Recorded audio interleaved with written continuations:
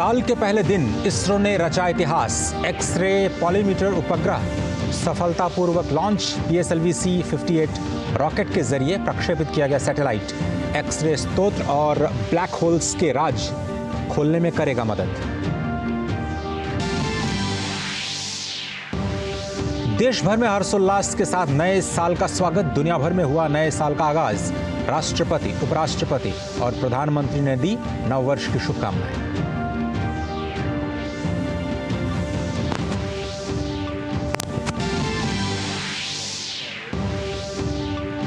प्रधानमंत्री गरीब कल्याण अन्न योजना के तहत आज से अगले 5 सालों तक 81 करोड़ से ज्यादा लाभार्थियों को मिलेगा मुफ्त अनाज। कैबिनेट ने नवंबर में योजना को आगे बढ़ाने की मंजूरी दी। जमशेदपुर में नए साल के दिन भीषण सड़क हादसा। कार के डिवाइडर से टकराने के कारण 6 लोगों की मौत, 2 लोग गंभीर रूप से घायल।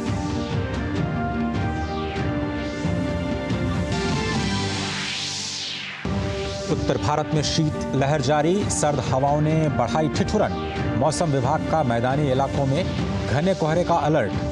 कल दिल्ली में रहा सीजन का अब तक का सबसे ठंडा दिन।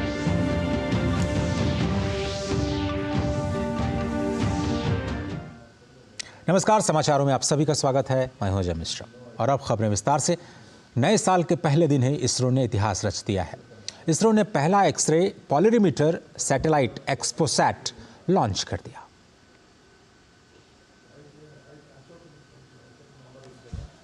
ये भारत का पहला पोलरीमीटर मिशन है। इसमें PSLV-C-58 के साथ एक्सरे पोलरीमीटर सैटेलाइट को भेजा गया। PSLV-C-58 ने एक्सपोसैट के साथ 10 अन्य वैज्ञानिक पेलोड्स का भी प्रक्षेपण किया। यह मिशन काफ़ी खास है क्योंकि इसमें ये एक्सरे डेटा का अहम डेटा जुटाएगा और इससे हमें ब्रह्मांड को बेहतर तरीके से समझने में मदद मिलेगी। ब्लैक होल की रहस्यमयी दुनिया का अध्ययन करना भी इस मिशन में शामिल है।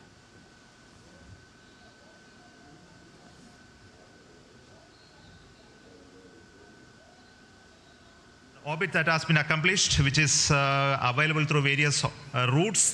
It shows excellent orbit, and the deviations from the targeted orbit is hardly just 3 kilometers in circular orbit of 650 kilometer, and inclination is 001 degree, which is one of the very excellent orbital condition.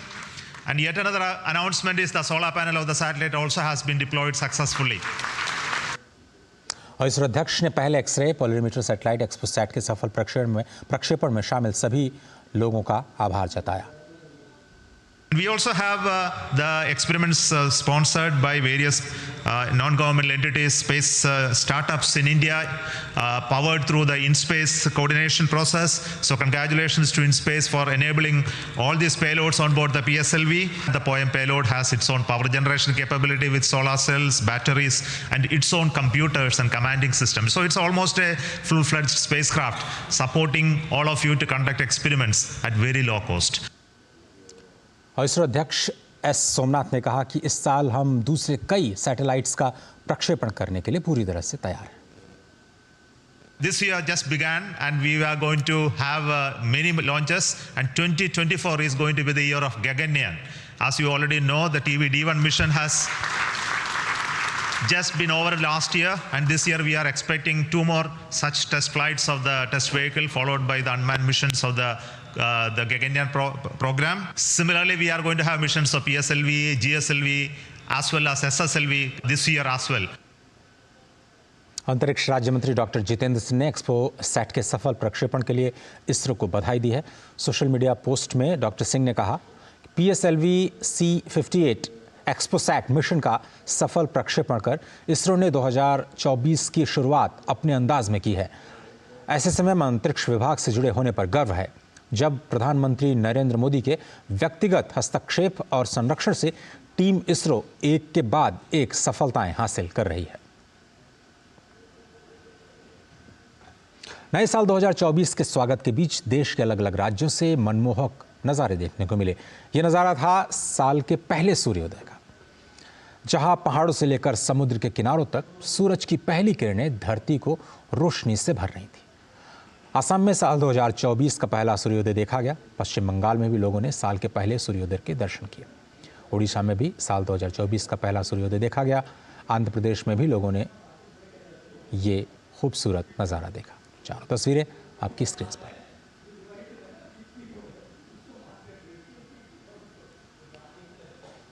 राष्ट्रपति द्रौपदी मुर्मू ने देशवासियों को नववर्ष की शुभकामनाएं दी हैं। Social media platform x पर राष्ट्रपति ने कहा, सभी को नव वर्ष की हार्दिक शुभकामनाएं। वर्ष 2024 सभी के लिए सुख, शांति और समृद्धि लाए। आइए हम समावेशी और सतत विकास में योगदान देने की नई प्रतिबद्धता के साथ नए साल का स्वागत करें।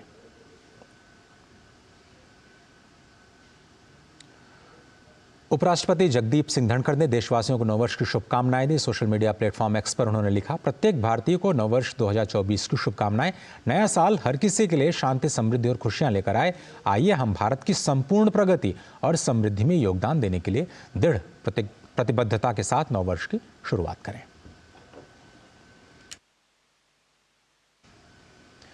प्रधानमंत्री नरेंद्र मोदी ने भी देशवासियों को नववर्ष की शुभकामनाएं दी हैं। सोशल मीडिया एक्स पर उन्होंने कहा, सभी को शानदार 2024 की शुभकामनाएं। यह वर्ष सभी के लिए समृद्धि, शांति और बेहतर स्वास्थ्य लेकर के आए।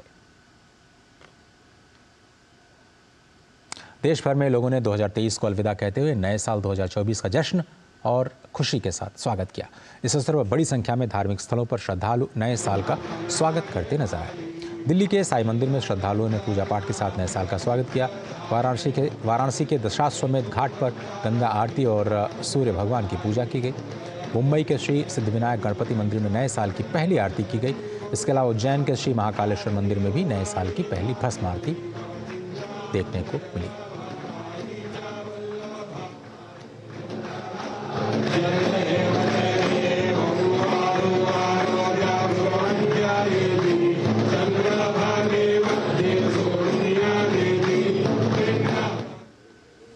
उज्जैन के महाकालेश्वर मंदिर में नए साल 2024 के लिए पहले दिन पूजा अर्चना के लिए श्रद्धालुओं की भारी भीड़ उमड़ी। महाकाल मंदिर में सुबह से ही श्रद्धालुओं की लंबी कतारें लग गई थी। मंदिर समिति का कहना है कि करीब 45,000 लोगों ने भस्म आरती के दर्शन किए। भीड़ को देखते हुए मंदिर में वीआईपी दर्शन बंद कर दिए गए।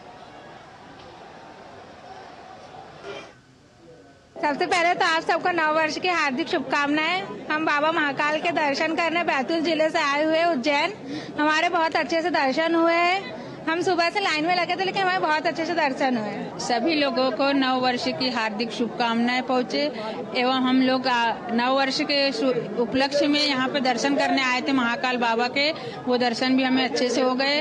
हम लोग बहुत आराम से दर्शन करके निकल चुके हैं। हर बोला हर हर महादेव। महाकाल के दर्शन हमें बहुत अच्छे ढंग से हुए।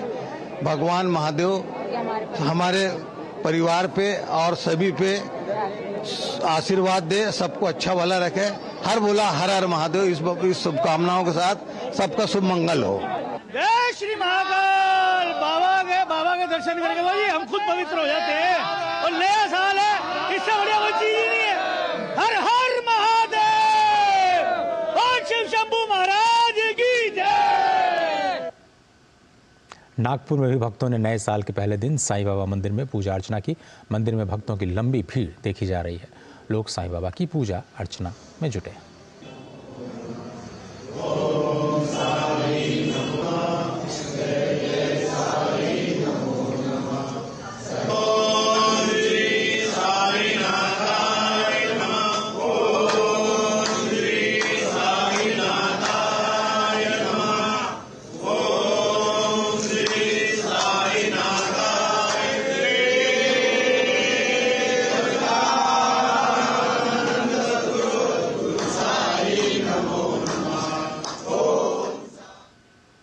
गुजरात के मुख्यमंत्री भूपेंद्र पटेल ने साल 2024 के पहले दिन मोढेरा सूर्य मंदिर में सूर्य नमस्कार कार्यक्रम में हिस्सा लिया।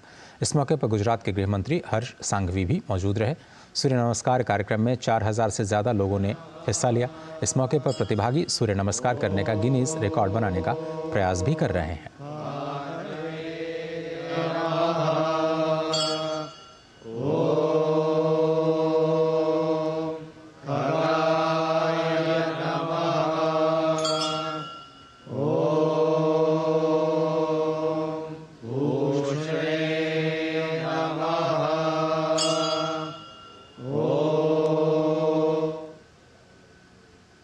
नए साल के मौके पर तेलंगाना के राज्यपाल तमिलिसाई सुंदरराजन ने तिरुपति मंदिर जाकर के पूजा अर्चना की। जम्मू कश्मीर के उपराज्यपाल मनोज सिन्हा ने भी तिरुपति मंदिर में पूजा अर्चना की है। वे अपने परिवार के साथ तिरुपति मंदिर पहुंचे थे। इसके अलावा केंद्रीय मंत्री जी किशन रेड्डी ने भी नए साल के मौके पर तिरुपति मंदिर पहुंचकर उन्होंने भगवान बालाजी की दर्शन किए और आशीर्वाद दिए।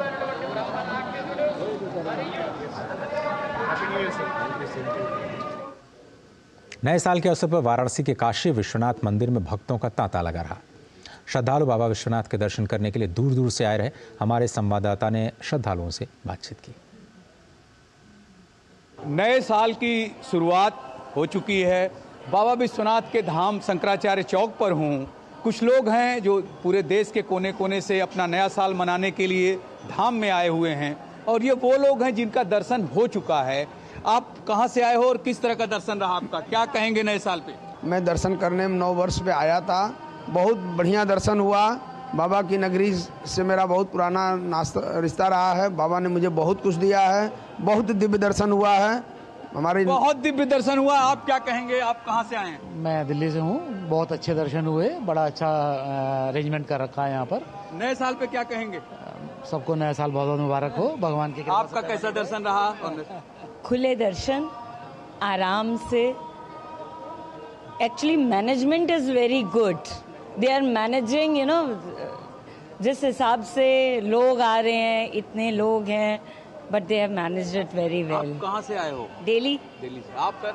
हम भी दिल्ली से ही आए हैं। कैसा रहा? बहुत अच्छा था। बहुत बढ़िया। 12 बजे हम 1 बजे जो सोए हैं वो 4 बजे उठ के आ गए हैं 3 घंटे में ही दर्शन करने के लिए कि फटाफट दर्शन हो जाए। आप क्या कहेंगे? हमें नए साल की सबको बधाई। और इस नए साल के पहले ही दिन हमें दर्शन हुए हैं। भगवान सबको ऐसी दर्शन की वो करे। इस परिसर में जो इतना भव्य निर्माण हुआ है और उसमें दर्शन की जो इतनी सहूलियत दी गई है, ये सबसे बड़ी सराहनीय है। और आगे आने वाले समय में हम सोचेंगे हम फिर दोबारा आएँ और फिर इस समय का आनंद लें। आप भी दिल्ली से आई हैं? हम भी दिल्ली से हैं। दर्शन बहुत खुले दर्शन हुए। हम बहुत खुश हैं कि इस साल के पहले दिन और पहले ही घंटे में हमने बाबा के दर्शन किए।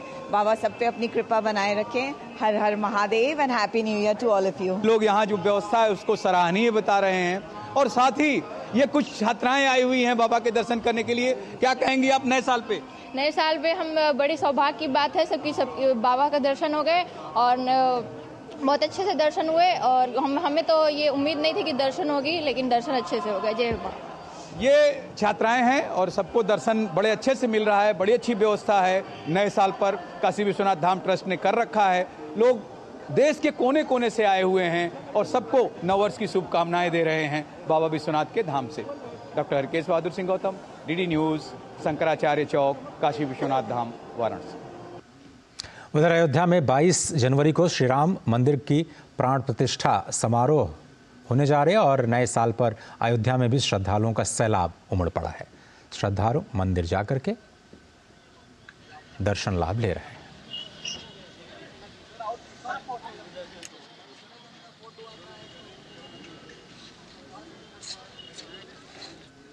श्री राम जन्मभूमि क्षेत्र के मुख्य पुजारी आचार्य सत्येंद्र दास ने नए साल की सभी को शुभकामनाएं दी। जो भी देश के लिए समस्याएं समाधान हो और शांति बनी रहे, ये हमारी शुभकामना देशवासियों के लिए है। और देश का विकास हो, देश के प्रति जितने भी देशवासी हैं सभी शुभ और अच्छे आनंद के लिए समन करें। उत्तराखंड के मुख्यमंत्री पुष्कर सिंह धामी ने नए साल की शुभकामनाएं दी। उन्होंने कहा कि उत्तराखंड और देश के लिए नया साल मंगलमय हो। मैं सबसे पहले तो 2024 वर्ष की सबको शुभकामनाएं देता हूं। ये वर्ष सभी के लिए शुभ हो, हर प्रकार से मंगलकारी हो और हमारे लिए 2024 प्रदेश के लिए, देश के लिए, दुनिया के लिए बहुत ही मंगलमय हो। और इस वर्ष हमको बहुत ऐतिहासिक पल का साक्षी होने का अवसर मिल रहा है। भगवान राम त्रेता युग में पैदा हुए और इस युग में हमारे प्रधानमंत्री आदरणीय मोदी जी के नेतृत्व में वो फिर से अपने जन्म स्थान पर अयोध्या में विराजमान हो रहे हैं। इसलिए यह वर्ष हमारे लिए और भी विशेष है। मैं सबको इस वर्ष की शुभकामनाएं देता हूँ। और अयोध्या में 22 जनवरी को होने वाले भगवान राम मंदिर के प्राण प्रतिष्ठा समारोह के लिए विश्व हिंदू परिषद के नेता विनोद बंसल ने दिल्ली में आज सुबह नए साल के पहले ही दिन यज्ञ का आयोजन किया है।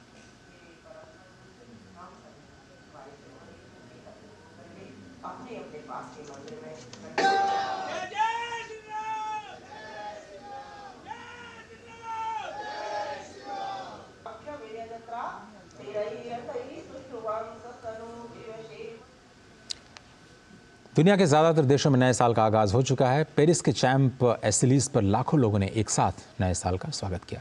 ऑस्ट्रेलिया के सिडनी में भी आतिशबाजी के साथ नए साल 2024 का जश्न मनाया गया। सिडनी में हार्बर ब्रिज और ओपेरा हाउस के पास 12 मिनटों तक आतिशबाजी हुई और नए साल का स्वागत किया गया। दुबई में भी जोरों शोरों से नए साल का स्वागत किया गया। थाईलैंड के बैंकॉक में आतिशबाजी के साथ नए साल 2024 का जश्न मनाया गया।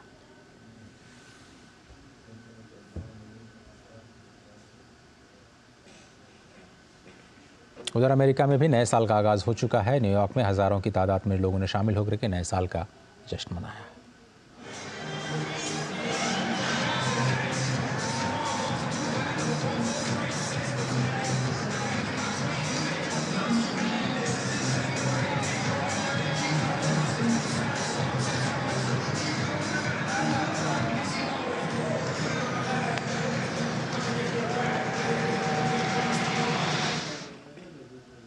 और कुछ अन्य खबरों पर नजर डालते हैं। प्रधानमंत्री गरीब कल्याण अन्न योजना के तहत आज से अगले 5 सालों तक लाभार्थियों को मुफ्त अनाज फिर से मिलेगा। इस योजना के तहत 81 करोड़ से ज़्यादा गरीबों को 5 किलोग्राम अनाज निःशुल्क दिया जाता है। वहीं अंत्योदय परिवारों को प्रतिमाह 35 किलोग्राम अनाज निःशुल्क उपलब्ध कराया जाता है। निःशुल्क अनाज उपलब्ध कराने से देश भर में एक राष्ट्र एक राशन कार्ड के अंतर्गत पोर्टेबिलिटी का एक समान कार्यान्वयन भी सुनिश्चित हो रहा है और विकल्प आधारित ये प्लेटफॉर्म और मजबूत हो रहा है। केंद्र सरकार ने नवंबर में इस योजना को आगे बढ़ाने की मंजूरी दी थी। प्रधानमंत्री नरेंद्र मोदी कल से तमिलनाडु और लक्षद्वीप की 2 दिनों की यात्रा पर होंगे। पीएम मोदी कल तमिलनाडु के तिरुचिरापल्ली पहुंचेंगे। वहां भारतीय दासन विश्वविद्यालय के 38वें दीक्षांत समारोह में मुख्य अतिथि के तौर पर शामिल होंगे। प्रधानमंत्री तिरुचिरापल्ली में एक सार्वजनिक कार्यक्रम में विमानन, रेल, सड़क, तेल और गैस जहाजरानी से संबंधित 19,850 करोड़ रुपए से अधिक की कई विकास परियोजनाओं का उद्घाटन, लोकार्पण और शिलान्यास करेंगे। वे कई रेलवे परियोजनाओं को भी राष्ट्र को समर्पित करेंगे। इनमें लगभग 41 किलोमीटर लंबे सेलम मैग्नेसाइट जंक्शन ओमालूर मेट्टूर बांध खंड के दोहरीकरण की परियोजना शामिल है। इसके अलावा मदुरई तूतीकोरन तक 160 किलोमीटर के रेल लाइन खंड के दोहरीकरण की परियोजना और रेल लाइन विद्युतीकरण के लिए 3 परियोजनाओं को भी राष्ट्र को समर्पित किया जाएगा। प्रधानमंत्री सड़क क्षेत्र की 5 परियोजनाएं भी देश को समर्पित करेंगे, जिसमें राष्ट्रीय राजमार्ग 81 के त्रिची कल्लागम खंड के लिए 39 किलोमीटर लंबी 4 लेन सड़क, राष्ट्रीय राजमार्ग 81 के कल्लागम मिनसुरुट्टी खंड की 60 किलोमीटर लंबी सड़क, राष्ट्रीय राजमार्ग 785 के चेट्टुकुलम नाथम खंड की 29 किलोमीटर लंबी 4 लेन सड़क और राष्ट्रीय राजमार्ग 536 के कराईकुट्टी रामनाथपुरम खंड की 80 किलोमीटर की लंबी 2 लेन और राष्ट्रीय राजमार्ग 179 के सेलम तिरुपथुर मानियमबाड़ी रोड के 44 किलोमीटर लंबे खंड की 4 लेन शामिल है। प्रधानमंत्री कामराजार बंदरगाह के जनरल कार्गो बर्थ 2 को भी राष्ट्र को समर्पित करेंगे। वे इंदिरा गांधी परमाणु अनुसंधान केंद्र कलपक्कम में demonstration fast reactor fuel processing संयंत्र को भी राष्ट्र को समर्पित करेंगे। इसके बाद प्रधानमंत्री लक्षद्वीप के अगत्ती पहुंचेंगे, जहां वे एक सार्वजनिक समारोह को संबोधित करेंगे। बुधवार को प्रधानमंत्री मोदी लक्षद्वीप के कावारत्ती पहुंचेंगे, जहां वे दूरसंचार, पेयजल और ऊर्जा और स्वास्थ्य जैसे क्षेत्रों से संबंधित कई विकास परियोजनाओं की आधारशिला रखेंगे।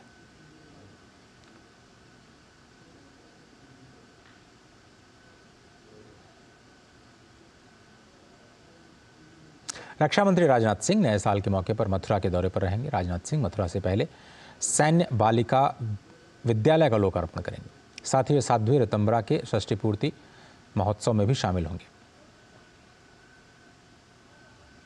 राजस्थान में मुख्यमंत्री भजनलाल शर्मा की सरकार आज से उज्ज्वला गैस सिलेंडर 450 रुपये में देगी। प्रधानमंत्री नरेंद्र मोदी की प्रदेश की जनता को दी गई गारंटियों को पूरा करने की दिशा में राजस्थान के मुख्यमंत्री भजनलाल शर्मा ने यह कदम बढ़ाया है। प्रदेश में अब तक ये सिलेंडर 500 रुपये में दिए जा रहे थे। श्री राम मंदिर के शुभारंभ से पहले अयोध्या से आज अक्षत निमंत्रण अभियान की शुरुआत हो गई है। 15 जनवरी तक ये अभियान चलेगा। इसके तहत घर घर जाकर लोगों को अक्षत देकर अयोध्या आने का निमंत्रण दिया जाएगा। और पूरे उत्तर भारत में ठंड का प्रकोप जारी है। रविवार का दिन न सिर्फ दिसंबर का बल्कि सीजन का सबसे ठंडा दिन रहा। इससे ठिठुरन भी बढ़ गई है। मौसम विभाग ने मैदानी इलाकों में घने कोहरे का अलर्ट जारी किया है। मौसम विभाग के अनुसार दिल्ली में अधिकतम तापमान 15.9 डिग्री सेल्सियस दर्ज किया गया, जो सामान्य से 5 डिग्री सेल्सियस कम है।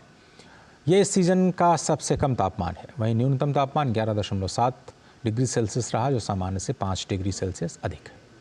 अधिकतम और न्यूनतम तापमान के बीच केवल 4.2 डिग्री सेल्सियस का ही अंतर रहा और इसी वजह से ठंड बढ़ी। 31 दिसंबर का दिन 3 सालों में सबसे ज़्यादा ठंडा रहा। इससे पहले साल 2020 में 31 दिसंबर को अधिकतम तापमान 16.4 डिग्री सेल्सियस दर्ज किया गया था। इसके बाद वर्ष के आखिरी दिन इस बार अधिकतम तापमान सबसे कम दर्ज किया गया है। नए साल के दिन भी पूरा उत्तर भारत कोहरे की आगोश में है। दिल्ली एनसीआर के इलाकों में आज भी कोहरा दिख रहा है। कोहरे की वजह से इंडियन रेलवेज की कई ट्रेन घंटों देरी से चल रही हैं। स्थिति यह है कि ओडिशा की राजधानी भुवनेश्वर से नई दिल्ली आने वाली भुवनेश्वर राजधानी एक्सप्रेस 3 घंटे से भी ज़्यादा देरी से चल रही है। बिहार के दरभंगा से नई दिल्ली आने वाली क्लोन स्पेशल एक्सप्रेस आज 8 घंटे की देरी से गंतव्य तक पहुंचने की संभावना है।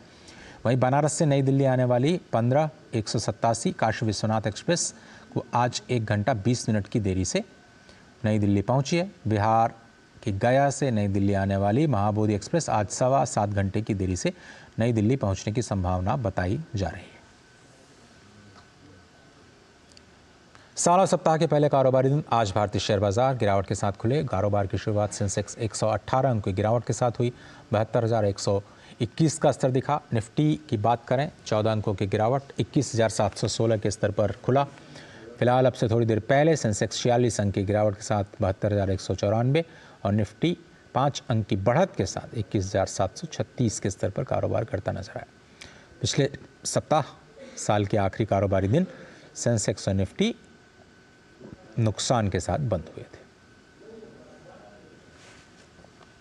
नए साल का आगाज कमर्शियल गैस सिलेंडर में दाम में कटौती के साथ हुआ है। साल के पहले ही दिन ऑयल मार्केटिंग कंपनीज ने 19 किलोग्राम वाले व्यावसायिक गैस सिलेंडर पर राहत देते हुए कीमतों में 1.5 रुपये से लेकर के 4.5 रुपये तक की कटौती की। इससे पहले बीते 22 दिसंबर को भी कमर्शियल सिलेंडर के दाम कम किए गए थे। हालांकि रसोई में इस्तेमाल होने वाले 14 किलोग्राम वाले सिलेंडर के दाम जस के तस बने हुए हैं।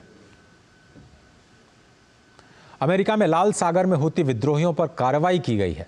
अमेरिकी नौसेना ने लाल सागर में व्यापारी जहाज पर हुती विद्रोहियों के हमले को नाकाम करते हुए उनके 3 जहाज को डिबो दिया, जिसमें 10 आतंकवादी मारे गए। यूएस सेंट्रल कमांड ने बताया कि अमेरिकी हाइजनआर और यूएस ग्रेवली के हेलीकॉप्टर को एक संकटपूर्ण कॉल मिला। इस पर कार्रवाई करते हुए हमलावरों को खदेड़ा गया। अमेरिकी अधिकारी के मुताबिक हुती विद्रोहियों पर हमला करने के बाद लाल सागर में सभी जहाज़ों की यात्रा पर 48 घंटों के लिए रोक लगा दी गई है।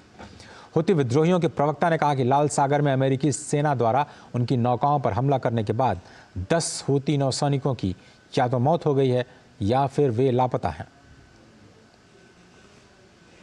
उधर इजरायली सेना ने गाजा में जमीनी सैन्य अभियान में शामिल कुछ सैनिकों को वापस बुलाने का फैसला लिया है।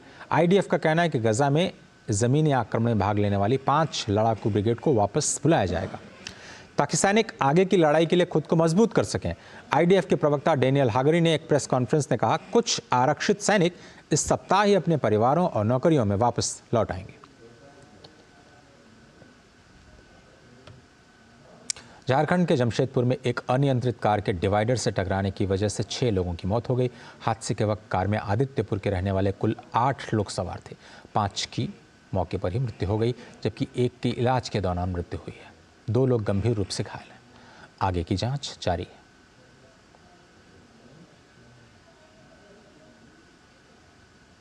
साल 2024 खेल प्रेमियों के लिए खास होने वाला है। इस साल जहां पेरिस ओलंपिक्स में खिलाड़ी अपना दमखम दिखाएंगे, वहीं क्रिकेट, फुटबॉल, टेनिस और एथलेटिक्स सहित कई अहम टूर्नामेंट भी खेले जाएंगे। नजर डालते हैं इस साल आयोजित होने वाले अहम खेल आयोजनों पर। खेल के क्षेत्र में साल 2023 मिला जुला रहा। वहीं साल 2024 खेल प्रशंसकों के लिए बेहद खास होने वाला है। इस साल पेरिस ओलंपिक, यूएफा यूरो 2024 और आईसीसी T20 विश्व कप के अलावा कई अहम प्रतियोगिताओं का आयोजन होना है। तो आइए एक नजर डालते हैं इस साल की बड़ी खेल प्रतियोगिताओं पर। इस साल सबसे बड़ा खेल आयोजन ओलंपिक 2024 है। इन खेलों का आयोजन 26 जुलाई से लेकर 11 अगस्त तक पेरिस में किया जाएगा। पिछली बार टोक्यो में आयोजित हुए ओलंपिक खेलों में भारतीय खिलाड़ियों का बेहतरीन प्रदर्शन देखने को मिला था। इस बार भी इन खेलों में भारत की ओर से खिलाड़ियों का बड़ा दल हिस्सा लेगा। ऐसे में इन खेलों में भारतीय खिलाड़ियों के शानदार प्रदर्शन की उम्मीद है। ओलंपिक खेलों के बाद इसी साल 30 अगस्त से 8 सितंबर तक पेरिस पैरालंपिक 2024 का आयोजन होना है। इसी साल 4 से 30 जून तक वेस्टइंडीज और यूएस की मेजबानी में पुरुष T20 विश्व कप खेला जाना है। पिछले T20 विश्व कप में भारत को सेमीफाइनल में इंग्लैंड के हाथों शिकस्त मिली थी। वहीं इस साल बांग्लादेश की मेजबानी में महिला T20 विश्व कप का भी आयोजन किया जाएगा। इसी साल जनवरी-फरवरी में अंडर 19 पुरुष विश्व कप का आयोजन होना है। दक्षिण अफ्रीका में आयोजित हो रहे इस टूर्नामेंट में कुल 41 मैच खेले जाएंगे। फुटबॉल की दुनिया का दूसरा सबसे बड़ा टूर्नामेंट यूएफा यूरो 2024 का आयोजन 14 जून से 14 जुलाई तक जर्मनी में किया जाएगा।